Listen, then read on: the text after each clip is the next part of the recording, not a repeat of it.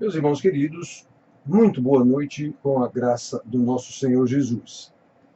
Irmãos, estamos chegando ao final de mais uma das festividades de Natal.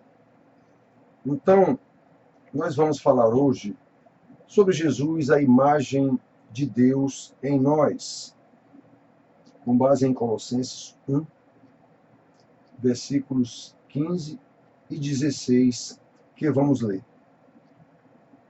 Ele, Jesus, é a imagem do Deus invisível, o primogênito de toda a criação, pois nele foram criadas todas as coisas, nos céus e sobre a terra, as invisíveis e as invisíveis, sejam tronos, sejam soberanias, quer principados, quer potestades. Tudo foi criado por meio dele e para ele. Nós já pregamos, irmão, nesse mesmo texto, alguns domingos atrás, não lembro quantos, mas a mensagem é outra. Hoje a mensagem é outra. Como disse, estamos no final da celebração do Natal, segundo a tradição da igreja. Então, nós vimos nesses dias agora, que antecederam o Natal, 2 dias, 3 dias, muitas mensagens mandadas por alguns irmãos, especialmente ontem, muitas mensagens mandadas pelos irmãos, algumas mensagens no YouTube, inclusive pregações de pastores. Vimos algumas delas. Se não assistimos todas, mas vimos alguma parte e vimos algo interessante em todas elas. Não há qualquer base bíblica para isso. Então vimos mensagens, pregações, as coisas mais lindas. Tudo invencionice da cabeça do cidadão, mesmo citando Bíblia, porque ele está tratando e trabalhando o emocionalismo das pessoas com base em um menino numa manjedoura dentro de uma gruta, o famoso presépio que a gente vê em todo canto, em tudo quanto é shopping center. Não tem nenhuma base bíblica nisso. Então, irmãos, nós vamos falar sobre isso aqui, sobre essa imagem de Deus. Qual é a imagem que nós temos de Deus? Que imagem é que nós temos de Jesus? Então, olha só, repetindo como hoje celebramos o Natal, esse Natal é segundo a tradição da Igreja Católica Romana, que é o nascimento de Jesus. Interessante é que é uma tradição assumida sem qualquer questionamento pela Igreja protestante, hoje denominada evangélica. Embora a Bíblia nada fale a respeito do assunto, a não ser nos dois relatos dos dois evangelhos, em Marcos e em Mateus e em Lucas.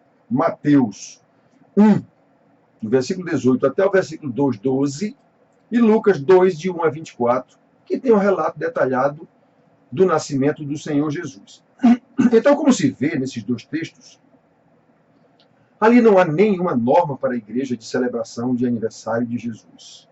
Trata-se, repito, de duas narrativas do acontecimento do nascimento do Senhor Jesus. Então vamos à história. A celebração da festa de Natal foi uma invenção da Igreja Católica já no século III. Então, até o século II, não havia qualquer coisa relacionada a Natal de Jesus. A festividade que havia na Igreja primitiva era sobre a morte e ressurreição de Jesus. O dia do Senhor, conforme ele apareceu depois no domingo, eles faziam uma refeição comunitária, a festa que eles tinham era essa. Então, no terceiro século, já no terceiro século, Hipólito, bispo de Roma, isso é história, bispo de Roma foi quem criou, quem inventou, digamos assim, a celebração oficial na igreja do aniversário de Jesus. Porém, várias datas foram propostas e até praticadas por outros líderes em outros lugares. Por exemplo, não vamos dizer os lugares, mas as datas, dia 6/1 foi uma data em que foi celebrado o aniversário de Cristo. O dia 25/3 foi outra data em que foi celebrado o aniversário de Cristo. O dia 18/4 foi outra data em que foi celebrada o aniversário de Cristo. 20/5 foi outra data em que foi celebrado o aniversário de Cristo. E, finalmente, no dia 25/12 se consolidou, porque já havia uma festa pagã muito grande nessa data, em que até eram distribuídos presentes também e tudo. que eram as famosas Saturnálias, não é? Em Roma. Então, meus filhos, porque Constantino, o imperador de Roma, já no século IV, diz que se converteu, então, obviamente, ele adotou a tradição católica, que transformou em Igreja Católica Apostólica Romana, por causa de Constantino. Ele passou a ser o dono da igreja, o sumo sacerdote da igreja, que convocou o concílio e presidiu o concílio, sendo, inclusive, pagão, nem batizado ele era. Mas a história da igreja tem todas essas coisas. Então, meus filhos, olhem só. Como havia, desde o início da igreja, como já havia uma discussão sobre as naturezas divina e humana de Jesus, já havia essa discussão. Por isso que lá em 1 João, primeira carta de João, no capítulo 4, versículo 2, ele diz: nisto reconheceis o Espírito de Deus. Todo espírito que não confessa que Jesus Cristo veio em carne, que confessa, aliás, que Jesus veio em carne, esse é de Deus. E todo espírito que não confessa, esse não é de Deus. Esse é o espírito do anticristo sobre o qual vos tenho falado. Então, eu sempre ouvi isso. Aí, com o tempo, a igreja, com os estudiosos e os tais teólogos, e luta por poder, começaram a discutir que ele é homem, é Deus, mas não é homem, mas não é Deus, assumiu a divindade quando recebeu o batismo, uma série de invenções em disputa por poder, na verdade, dentro da igreja, certo? E até, depois, com o tempo, a criação de faculdades e seminários para vender cursos. Então, irmãos, voltando aqui à história, como já havia essa discussão, que já vinha desde a época dos apóstolos, então só no século V é que foi convocado o concílio pela Igreja Católica Apostólica Romana, o concílio de Éfeso. Então, nesse concílio se bateu o martelo sobre a natureza humana e divina de Jesus. Jesus é Deus e é homem. Nesse concílio, lá em Éfeso, foi batido o martelo. Então, meus filhos, olhem só. Como a festa do Natal é para o menino que nasceu, e como não há maneira de se festejar o nascimento de um bebê, de um menino, sem se festejar conjuntamente a sua mãe, que inclusive foi quem lhe deu a luz. Então, irmãos, Maria, que deu a luz ao menino rei, conforme os magos foram lá visitar, né, passou a ser adorada. E é até natural isso, passou a ser adorada como uma divindade, já que é a mãe de Deus, conforme o dogma estabelecido pela Igreja Católica Apostólica Romana, lá no Concílio de Éfeso. Isso é história, isso está nos documentos da Igreja. Então, olhem só, quando os magos chegaram lá, para visitar Jesus, inclusive, em Mateus 1, no versículo 11 diz assim: entrando na casa, viram o menino com Maria, sua mãe. Não há como visitar um bebê recém-nascido para adorá-lo ou o que for, como os magos foram, sem que a sua mãe faça parte da história. Naquele tempo não havia berçário, o menino não estava separado no incubador ou o que quer que seja, estava numa manjedoura, coitado, lá, junto com a mãe, junto com o pai, dentro de uma gruta, dentro de uma caverna, né? Então, irmãos, olhem só, deixemos a tradição da igreja, tradição dos homens, e vamos à palavra de Deus. A Bíblia nos ensina que nós fomos criados à imagem de Deus, a imagem e semelhança de Deus, e que essa imagem foi corrompida pelo pecado dos nossos primeiros pais. Daí em diante, toda a raça humana está contaminada pelo pecado, mesmo antes de cometer qualquer pecado.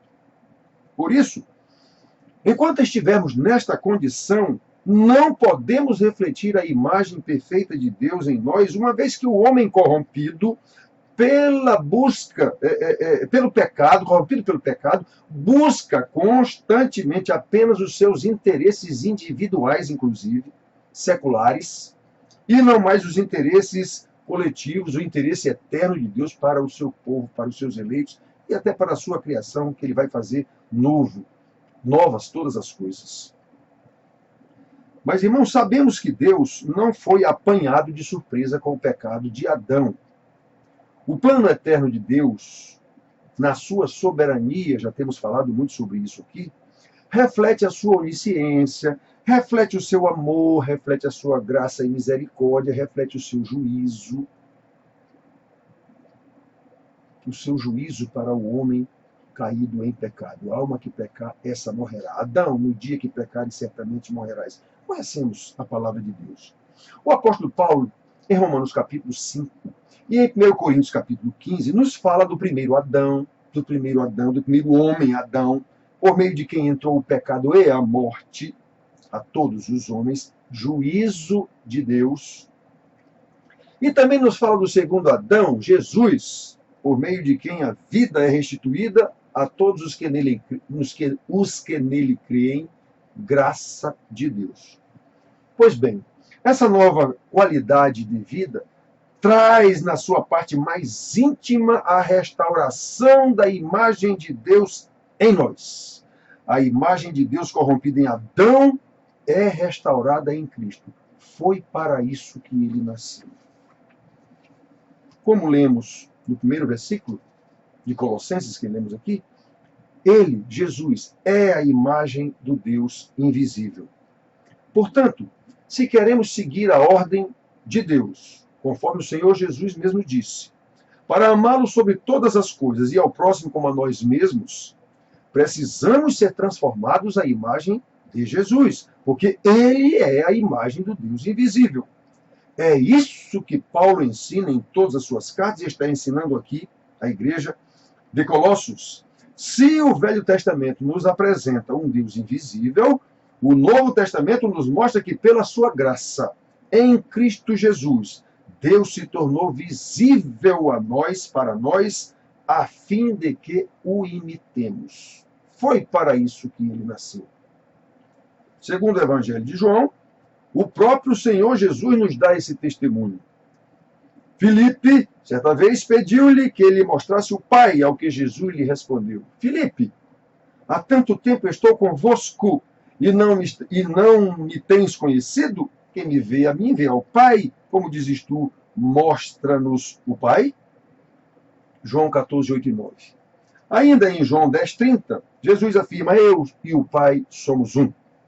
Só que Jesus não é mais um bebê que nasceu em Belém, como a igreja cristalizou com a invenção da festa do Natal. Em nenhum momento do Novo Testamento, meus irmãos, do Novo Testamento, é apresentado qualquer ensinamento como norma para celebrar o nascimento de Jesus, e nem a prática. E sim, como eu já disse, uma festa pela morte e ressurreição de Jesus no dia do Senhor. Logo no princípio, os primeiros séculos, era isso que a igreja festejava todo dia do Senhor. Então, o que nós temos no Novo Testamento todo é o ensino de que Jesus, homem, o Filho de Deus, veio à Terra, obviamente, nasceu como homem, vivenciou e ordenou que seguíssemos o seu exemplo, que seguíssemos os seus passos. É isso que nós temos em todo o Novo Testamento. Então, presta atenção, meus filhos. O papel de um pastor é ensinar a palavra de Deus e não a tradição da igreja. E não multiplicar a tradição da igreja. Veja o que é que foi que deu a invenção do nosso amigo Nestório. Veja o que foi que deu, aliás, Hipólito. Veja o que foi que deu esse bispo de Roma.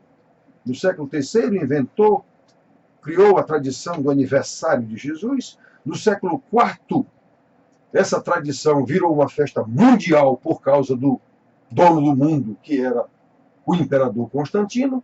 No século V, a igreja criou o dogma da divindade e humanidade de Jesus, e Maria era mãe de Deus, portanto passou a ser adorada como deusa também, até mais do que o próprio Jesus. Pede a mãe que o filho atende, vocês conhecem essa história. Então, vejam o que é que deu uma invenção, criação de uma cultura humanística fora da Bíblia. Olha o que é que deu, irmãos. Então, prestem bem atenção, irmãos.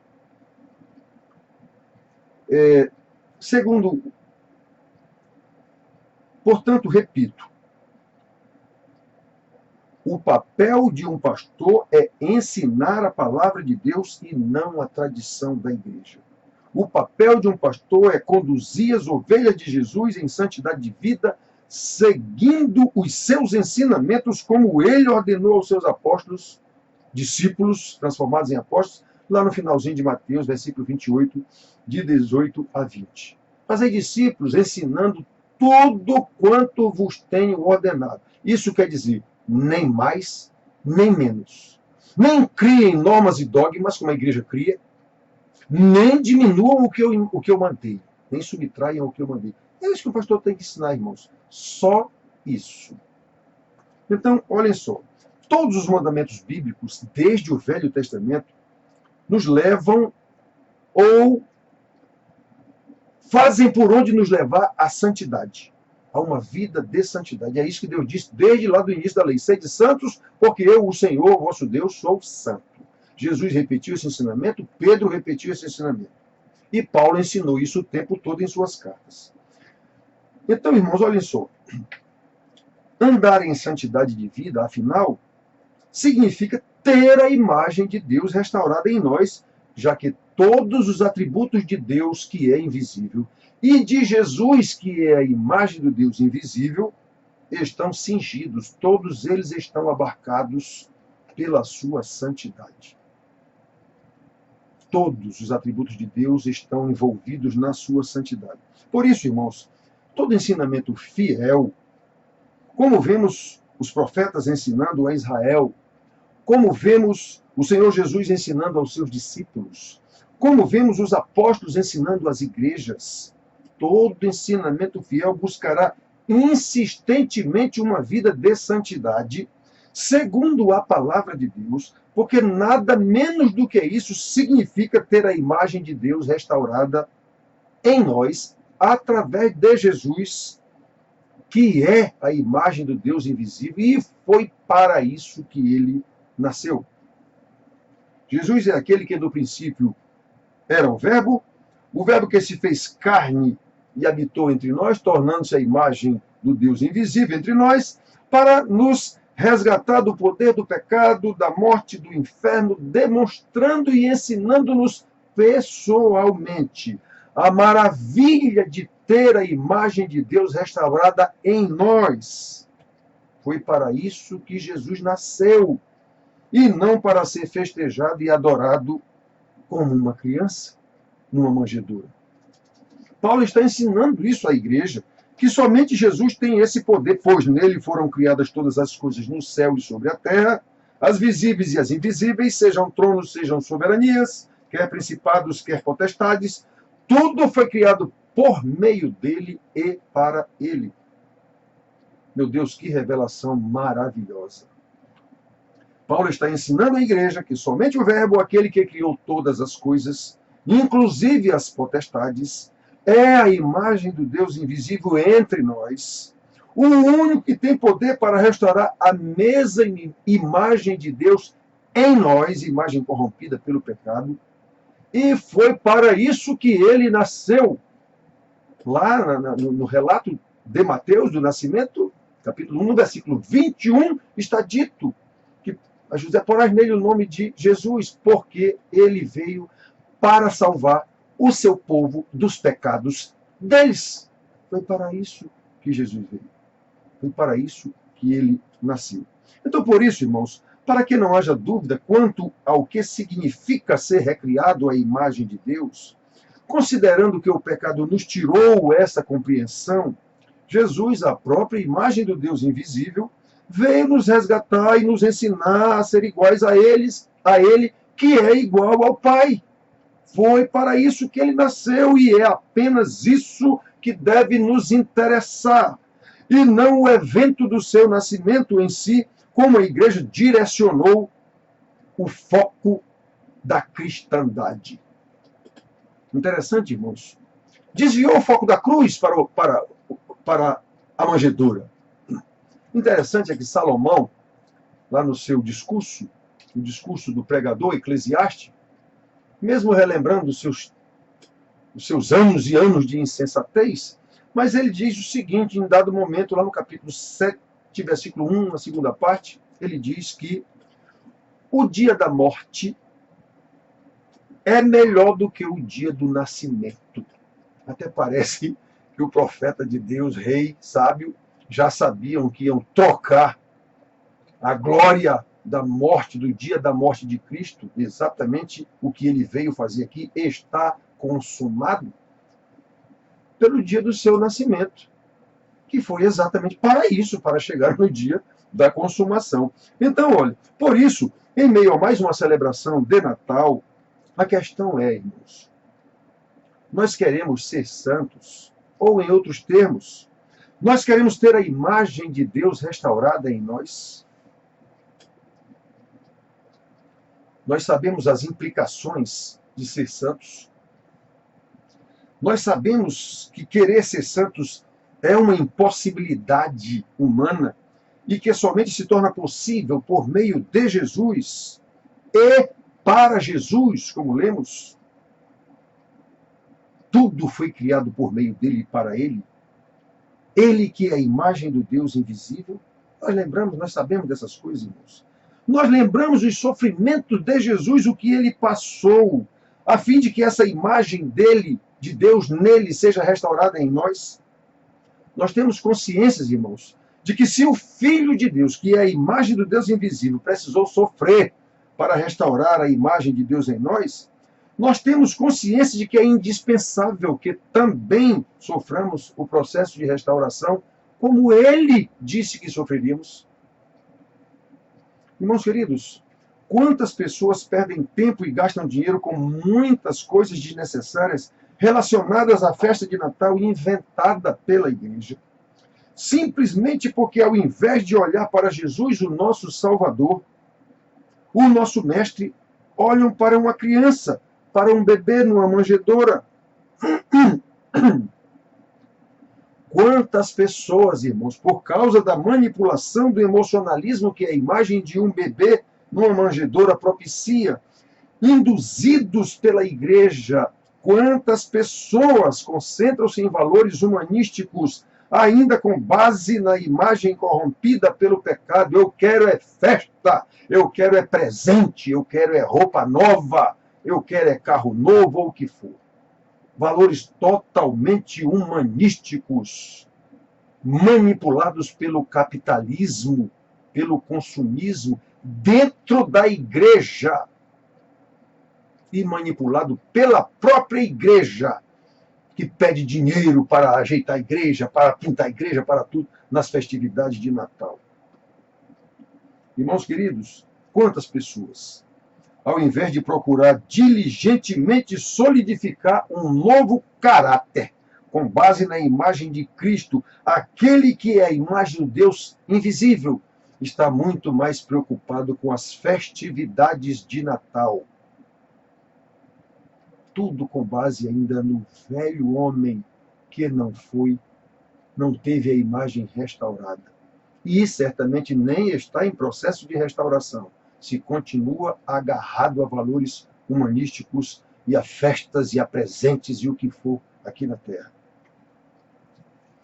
Então, meus queridos, ao final das celebrações de mais uma festa de Natal, de conformidade com o que a igreja ensinou, que nós possamos meditar no que ouvimos agora, no que trabalhamos agora nesses textos da história e no que a Bíblia nos ensina, o ensinamento do Novo Testamento. Não é o Jesus criança numa manjedoura que deve nos emocionar, e sim o Jesus profeta que nos fala e nos ensina sobre a glória do Pai, como ele diz na oração sacerdotal, logo no início lá: Pai, a glória que eu tive contigo, aí eu transmiti a estes que tu me deste. É isso, irmãos, é esse Jesus que deve nos emocionar o tempo todo ao saber que ele é Deus. Exatamente a imagem do Deus invisível que nasceu como homem e habitou entre nós para nos salvar dos nossos pecados. É isso que deve nos emocionar e deve carregar todo o nosso entendimento e busca por essa santidade, por essa imagem que vem sendo restaurada em nós. Não é o Jesus bebê, criança numa manjedoura que deve nos emocionar, e sim o Jesus mestre, que viveu, ensinou e ordenou a seus discípulos que o seguissem. Não é o Jesus criança numa manjedoura que deve nos emocionar, e sim o Jesus sacerdote que se ofereceu como sacrifício por nós numa cruz, a cruz do Calvário. Esse sim é o Jesus que deve nos emocionar e dirigir todos os nossos afetos, e conduzir todo o nosso entendimento como Paulo ensina que nós devemos levar todo o nosso pensamento cativo ao Senhor Jesus. Então, meus filhos, prestem atenção, especialmente nas festividades de Natal. Estas são verdades bíblicas que precisamos trazer à memória sempre, para que não nos deixemos levar por todo vento de doutrina, como Paulo ensina aos Efésios, que é o papel do pastor, ensinar exatamente para que não nos deixemos levar por todo vento de doutrina, mas cresçamos até alcançar a varonilidade, o padrão do varão perfeito, que é o Senhor Jesus. Então, irmãos, que especialmente nessas festividades humanísticas do Natal, nós possamos trazer isso à memória para não perder o foco. Qual seja, Jesus é a imagem do Deus invisível, a imagem na qual devemos nos espelhar e buscar diligentemente para que nos tornemos iguais a Ele, como Ele é igual ao Pai, sabendo que todas estas coisas foram feitas, continuam sendo feitas e serão feitas na eternidade, no dia do nosso Senhor, para louvor da sua glória. Amém.